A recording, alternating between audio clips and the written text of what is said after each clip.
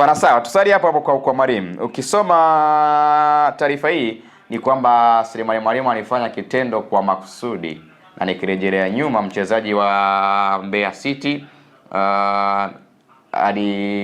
alicheza madhambi, alimchezea madhambi alikuwa ni Anthony Mrigo, akakwenda nje kwa kadi nyekundu, lakini bila shaka pia alikuja kufungiwa.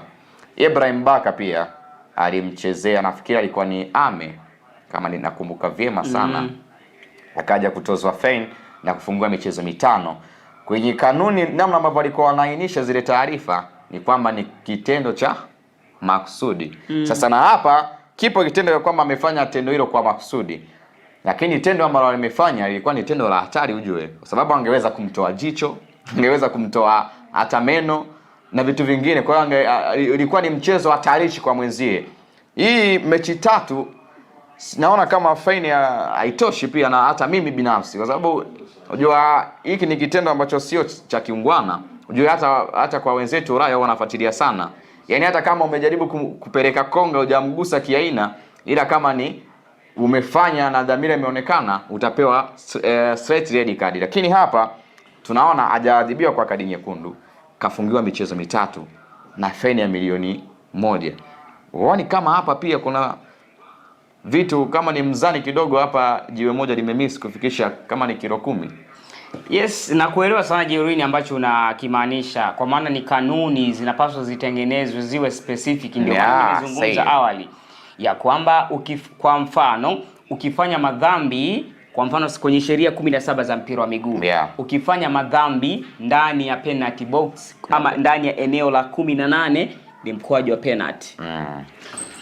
Tukio lingine labda ukitoa mpira ikawa ni labda mlikuwa mnashambuliwa, huo mpira atafaidika timu pinzani, either itakuwa ni kona ama ni mpira wa kurusha. Lakini pia wakaja kuzungumza baadhi ya kanuni zingine ambazo moja kwa moja zile kanuni 17 za mpira wa miguu huwa moja kwa moja zenyewe zimeainisha kabisa ya kwamba ukifanya madhambi ni foul, kama ni ndani ya 18 ni mkwaju wa penalty. Lakini hapa mtu kufanya madhambi kwa kudhamini, na of course kwenye sheria za mpira wa miguu eti labda ufanye madhambi ni madhambi, hakuna madhambi ya kudhamiria na kutokudhamiria, ingawa ndo hapo sasa unakuja kuangalia mfano kumpiga mtu kiwiko, ndo hivyo tafsiri ya kwamba kuna mwingine amedhamiria kabisa kumuumiza mchezaji mwenzake, labda kitendo ambacho sio cha kiungwana, lakini unapaswa kurejea na kwenda kuzipitia hizo kanuni.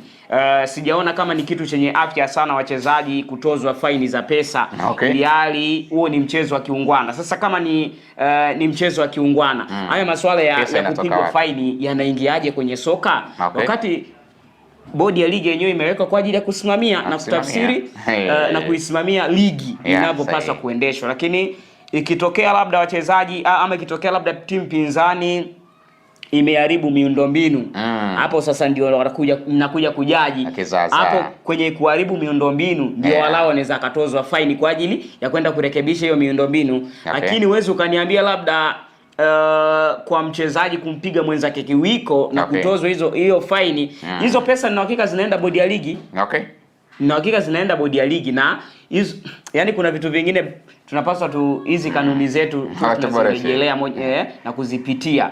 Ni vitu ambavyo of course kwangu mimi naviona havina afya kwa wachezaji kutozwa faini kwa labda pesa na vitu kama hivyo. Bana sawa, huku ni baraka kweli kweli, TPLB wamewasha moto sana. Nimezungumzia kwamba Simba walitozwa faini kwa kumrushia machupa chupa za maji William Edgar. Hata hivyo pia Dodoma Jiji milioni 5,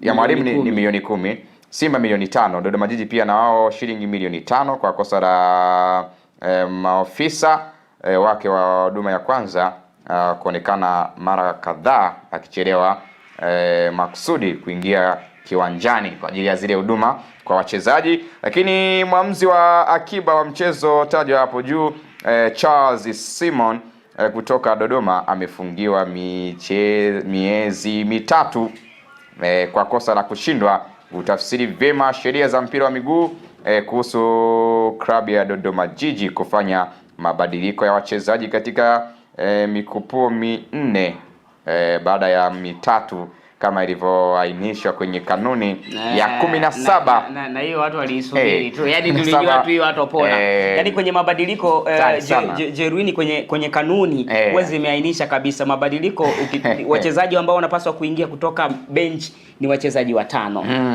Then mabadiliko yako ukitaka kuyafanya ni mara 3 pekee. Unaingiza wa kwanza labda wawili, wa pili mara ya pili labda wawili au wote kwa lakini isizidi 3. Sasa kilichofanyika kwa Dodoma Jiji mikupuo 4 badala ya kufanya maingizo mara 3 pekee. Hiyo ni specific, nafikiri bodi ya ligi wametoa kile ambacho kilikuwa kinastahili. Sawa. Klabu ya Dodoma Jiji pia imetozwa fine shilingi milioni 5 kwa kosa la kufanya mabadiliko ya wachezaji katika mikupuo 4. Kimewaramba pia milioni 5 Dodoma Jiji. Hasa hapo sasa ambapo nakuja kupajaji Jeruini. Kama umemwadhibu muamuzi ambaye alikuwa anasimamia anatafsiri, kwa nini umwadhibu tena timu tena? Yani hapo sasa ndio maana kuna tukio la Selemani Mwalimu labda kuadhibiwa. Ndio hapo sijaona muamuzi wakati akiadhibiwa labda kwenye hilo tukio kwa nini anashindwa kulitafsiri. Hizi kanuni sometimes zinapotengenezwa ni kama zinakinzana. Mfano kwenye hilo tukio bodi ya ligi inaweza nikasema imepiga ndege kwa ndege moja kwa jiwe moja. Ndege wawili kwa jiwe moja. Unaona? Imetafsiri imepiga faini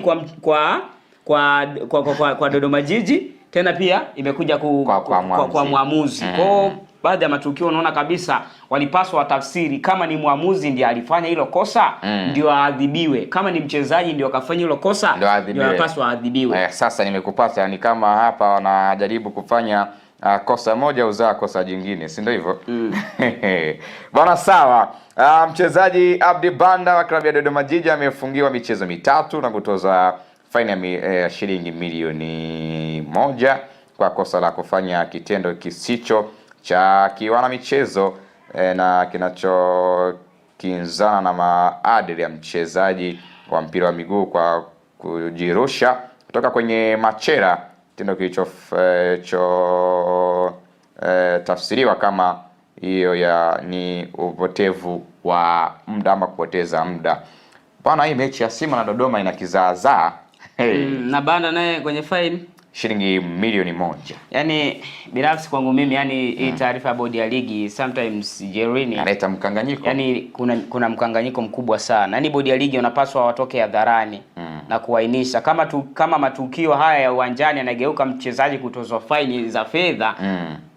Wanapaswa kabisa wao wenyewe waainishe. Lakini mchezaji kufanya tukio ambalo moja kwa moja, of course sio la kiwana michezo, labda kujidondosha ionekane labda madaktari ambao walikuwa wanatoa huduma. Na wapi wamepewa milioni 5 nafikiri. Hao ni wa Dodoma Jiji. Lakini waliombeba wale si wanakuwa ni specific labda kwa ajili wameandaliwa kwa ajili ya kwenda kuhudumu kwenye huo mchezo. Lakini kile ambacho kimefanyika, of course alijidondosha makusudi. Alipaswa aadhibiwe kwenye kanuni, sio swala la kutozwa faini ya pesa. Mimi naona kama angekuwa anafanya hivi, kama ni mchezaji anaadhibiwa achukue ile idadi ya kuadhibiwa, kama ni pesa hiyo ambayo tunaizungumzia kwamba vitu havieni vizuri, wao Sasa ni simple tu. Waone Viva Promotion kwa mahitaji ya printing aina zote kama vile mabango size zote na aina zote, 3D, 2D na banners, vibao vya maofisini au sehemu za biashara kama hoteli, lodge na kadhalika. Viva Promotions wana print t-shirt na jezi, wanafanya branding ya ofisi kuipa muonekano wa nje wa kuvutia. Wanapatikana Tabora mjini, mtaa wa shule, jirani na chuo cha utumishi wa umma Uhazili. Simu namba 0762484266. Instagram @viva_promotion.